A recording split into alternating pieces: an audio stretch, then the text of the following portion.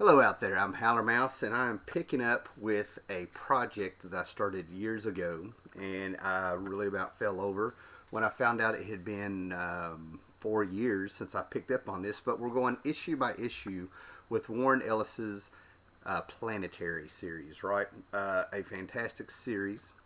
This is issue number 15, and there's a playlist for this that I've done. There is a certain amount of familiarity you need to have with the book, and hopefully, if you start with video one, issue one, and go through these, they sort of build on each other because the series is just that great. Planetary is definitely something that I want to finish this project. And having that break for that long, I've actually had people who followed it from issue one wish for me to continue it. They've asked questions over the years, reminded me of it, and all sorts of things, which I thought was really cool. And considering how long it took the book to complete, I feel like a 4 year break falls right in line with what Planetary is. So, to begin with, what we have here is something I kind of consider right in the middle of the series, and it's one of the more unsensational books, if you will, of the series. One of the more forgettable ones, to be honest.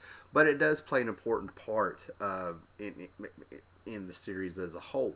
When you get into this, it's sort of a breather issue. It's kind of changing the tone and the direction of the story and letting you know that we were going this way. And now that Elijah Snow knows who he is, we're seeing a man who has now got a new focus and getting a new plan. And he's gone from who am I and what's going on in this world to where have I been and how can I use it to take down the Four.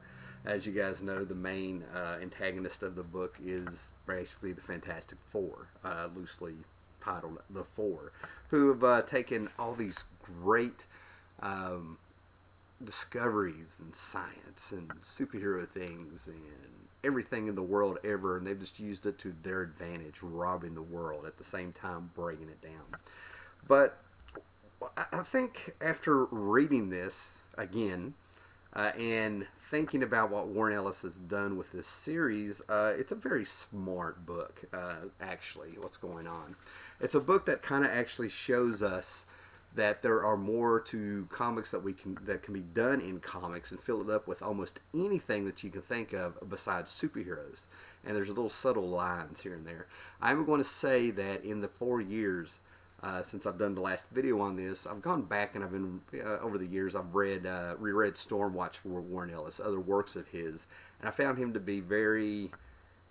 He comes off as someone who does not like superheroes, in my opinion, and I'm going to say that some of his work feels a little politically based in a way that I wouldn't agree with. People that he makes the bad guys would really turn a lot of people off if they really stopped and thought about it, if this is what he's doing. So I'm going to give full disclosure of doing this review that some other Warren Ellis stories, basically from his Wildstorm work, has sort of made me re-examine what he's doing in this book. Now, this book, like I said, when it comes to everything that's going on in Planetary, I kind of consider this and the next issue a breather issue. Back in the days before comics were steered towards trade and they were treated more like sequential art, if you will, meaning that it was designed to be read during that month because you had a cliffhanger or a story arc going on with subplots and characterizations and things that you would be back the next month. So you had a whole month to take in what they were doing in that one work of a comic book. And what they would do is when they had a story arc go on, usually the writers would have a issue that was just a breather for the reader before they started on something big. This is a little bit of where have we been, what I'm doing now, where I'm going forward. This sort of changes the direction. And what I like about this is that if you followed these, if you've read Planetary, followed these videos, you know that not only are the Planetary team, if you will, or archaeologists of the impossible and the unknown, but it's also archaeology for the reader in different genres of comics, things that have influenced comics, and everything from sci-fi to spy to kaiju movies, just everything, Japanese anime, manga. Each issue usually slows down and explores that genre. When we get into this one, I was a little bit lost what was going on with this one because, like I said, it's a very unsensational book. It feels like that breather issue. But it starts out and it ends. The actual story is at the beginning of the book and the end of the book. And it starts out with the Aboriginal tale of how the universe and the world was dreamed into existing.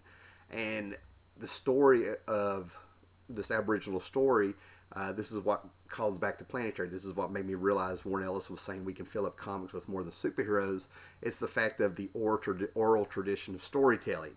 Okay, this is, I'm assuming, an actual tale of the Australian Aborigines that has been passed down orally, from generation to generation.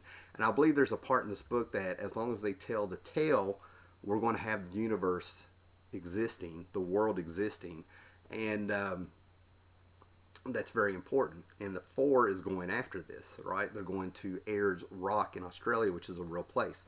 Now that's what's really cool about this book when you slow down and really examine it, right? We're getting real world, I don't want to call it mythology because I feel like that might be a little disrespectful, but for the sake of this video, that's what we're going to get at. We're feeling it. He's taking he's mixing fiction with the real world again, much like he did with Ambrose Chase and some of those stories and stuff, right? If you follow these videos, but again, he's doing it. And there's also like the contradiction, the complete opposites, right? We have this very primitive world and story that we're introduced to in the book. And again, John Cassidy's art style is just unreal how versatile of an artist he is. This is the actual book in the beginning, sort of a biblical religious tone towards it, and the elders that came up and started making the earth and naming things. And then all of a sudden we're in the modern world of 2001, if you will. That's when this book came out. And all of a sudden we're seeing technology and advances and them checking out a house in so many different ways to make sure it's safe before they walk in. And this is where all of a sudden we just kind of get away from those first few issues, and we have Jaquita and let me get him up here, and Snow showing up at Ambrose Chase's wife and kids' house. Basically, he's been gone for years, had amnesia and stuff, and now that he knows who he is and the Planetary Foundation, he's going around making sure that past mistakes are made up for. So basically, this woman has been working 3 days a week, and she's got a little bit of money coming in, but her kid has special needs. And Snow makes her independently wealthy due to her husband being gone, and that's what we're knowing. This is what we're knowing that he is doing. It's letting us know that this is a different man that we've seen from the first 12 issues. He's different. He's got his act together, and he's getting a plan, and he's making up for lost time. And this is where we get that little hint of the fact that, there's more. Warren Ellis may be coming off trying to tell us there's more to comic books than superheroes. We could be filling them up, because when he tells this little girl about her daddy, he looks at her and tells her, your daddy was a hero and he did it without tights and a cape. So you're just sort of like, well, that's a little on the nose. Excuse me. But we get a thicken. The biggest thing about the Planetary books that kept them going, those first 12 issues, of course, it's Planetary taking down the 4, but the mystery was who was Elijah Snow and who was the 4th man, and how did we get where we were at the first issue. Now we get little seeds of other subplots that are coming in of, what is Elijah Snow keeping from a member of Planetary, Jaquita, if you will, right? Why are they keeping secrets from her? We get to see Doc Brass, who we hadn't seen in a while. We get caught up with what's going on with him. And we sort of also get the plot thickening because there's these Planetary books where Elijah Snow is writing his adventures and what he found in the world, sort of like Ripley's Believe It or Not books, if you will. It's what it feels like to me. And we also learned that Jaquita had come across one without telling him or telling anybody. So does she know what this big secret is that Elijah is hiding from her? And we also learned that the Four has gotten a hold of some of the Planetary books, but Elijah lets us know that there was things he didn't put in those books. So they think they know everything, but he's got the upper hand because they don't. Yeah. So we move on and on, but one of the things that happens when you start realizing that everything in this book either means something or it's going back and looking at genres, that what does it mean? But we go back to a little story here about an explorer. It's a little bit of Edgar Rice Burroughs.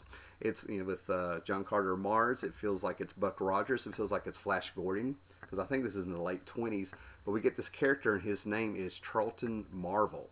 Now, does that mean Charlton Comics in Marvel Comics? What does it mean? But he had met with other people. If you know about Philip Jose Farmer's, let me see if I can get it out of my mouth, Walt Newton world, basically everybody is connected when it comes to like pulp heroes. That's what Philip Jose Farmer did. There was actually a family tree of Sherlock Holmes being related to Tarzan, if you will, and everybody in between and how they all connect. And that's what what we're doing here with all these genres. Around the same time, Alan Moore's League of Extraordinary Gentlemen was sort of doing the same thing, same influences, right? But this guy was trying to get into the dreaming, the Aboriginal dream, and went down to Ayers Rock and down there. This is where it takes the turn. The Four is down there, and again, one of the subtle things that I want to point out about this book is John Cassidy and his versatility with design and what's coming up. Because when they find out the title of this book is called Creation Song, the Four has set up some kind of gigantic spider-like creation here, machinery, trying to bust open the portal. Ayers Rock is supposedly a portal into this dream world, which ties into the Wildstorm idea at the time of the Bleed. The Bleed takes you to multiple dimensions and Earths and things like that. Are they all connected? They start telling you. But the Fantastic Four, to me, the best Fantastic Four is, they're a reflection of the 60s, the pop art feel of the 60s and stuff, right? And this feels like something that is both modern but influenced by the 60s. Think Johnny Quest. If you look at this, Johnny Quest is what I kind of see with this. And it's in 2001. So I just like how you can put that signature that it's the Four and it's their style. It's amazing, right? But this kind of shows where the book is going. Elijah Snow has a plan. He's using everything that he can remember now, everywhere he would be, and he's trying to figure out how he can use it to go after the Four and take them down. But this is like a big announcement where he's right in their face. He's like, I'm here, we're coming after you, and he's being proactive. He's going after them. And he wants to remind them of why they're afraid of him, why the Four are afraid of him, why didn't they just kill him instead of give him amnesia. That's one of the other mysteries. That, in my opinion, I'm going to go ahead and tell you, I was never really satisfied with what the reason was. So, as you go through this, and you've completely forgotten about the Aboriginal tale at the beginning of this, the creation of time, it turns out Ayers Rock, that plateau, stands up and is awoken to what we saw at the beginning. And it goes up there and it just wipes out the Four's ships and everything without even trying. And then he sits down and he goes back to sleep. And we have Ayers Rock back. It's fantastic storytelling. And it just ends like that. One of the things that I think really redeems this issue for me, even though I find it to be one of the less interesting of the Planetary books, is the fact of storytelling having power. I love the idea of that of stories. To me, comic books have been nothing but one more page in the story of telling stories with the human race, all the way back to cave paintings and drawing in the dirt. Here we have oral stories told orally, passed down through generations, and the stories having power. It's one of the reasons I love Neil Gaiman's Sandman, the power of stories that's explored in that. And it's the same thing with this issue. So there you go. We're back on track. I'm going to think about 50 different things I wanted to say about this, but we got things to do, and I'm sure so do you. So be excellent to each other, and be looking for episode That covers issue 16 of Planetary. Good to see everybody back. Later.